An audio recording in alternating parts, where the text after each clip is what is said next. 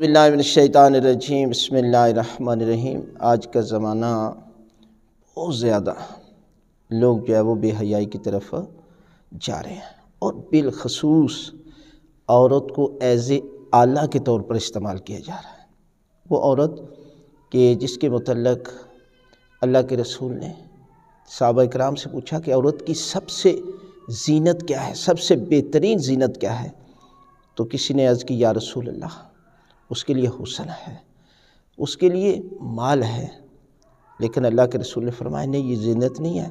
جناب سیدہ فاطمہ الزہرا سلام اللہ علیہ اللہم صلی اللہ علیہ کہا کہ بابا عورت کے لیے سب سے بہترین زینت یہ ہے کہ وہ نہ کسی نامحرم کو دیکھے اور نہ ہی کوئی نامحرم اسے دیکھے۔ یعنی اگر عورت نابینا بھی ہو نا تو پھر بھی اس کا پردہ واجب ہے، اس لیے کہ مرد تو نابینا نہیں ہے نا۔ لہذا عورت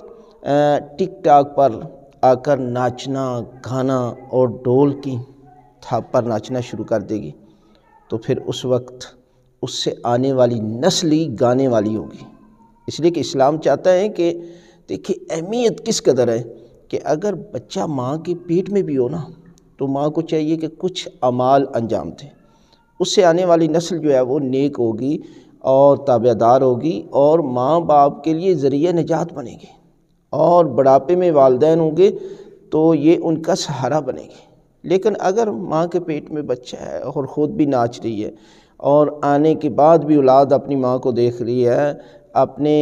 فیملی کے تمام افراد کو دیکھ رہی ہے کہ وہ ناچتے ہیں گانے ہیں، اور جب گانا بجتا ہے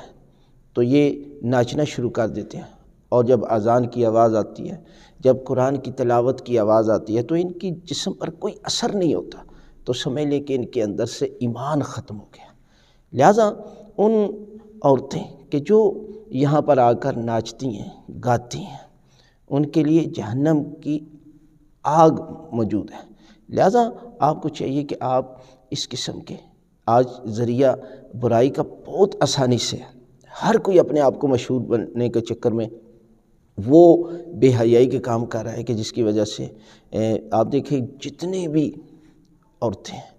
اب یہ کام کر رہی ہیں تو زیادہ مشہور ہونے کے لیے، اور اگر کوئی نیکی کا پروگرام آتا ہے یا کوئی اچھائی کا پروگرام آتا ہے تو اس کو دیکھنے والا کوئی نہیں ہے۔ اس کا مطلب یہ ہے کہ آج ہماری سوچ اور ہماری فکر کس قدر جا رہی ہے برائی کی طرف کہ آج قرآن پڑھنے والے کو کوئی پوچھتا نہیں ہے، اور گانا یا اس قسم کے برائی کے کام کرنے والے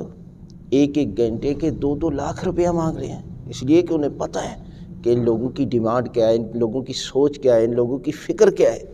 لہٰذا عذاب خداوندی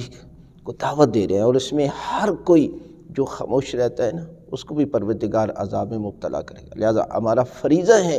کہ ہم سب مل کر نیکی کا حکم دیں اور برائی سے منع کریں۔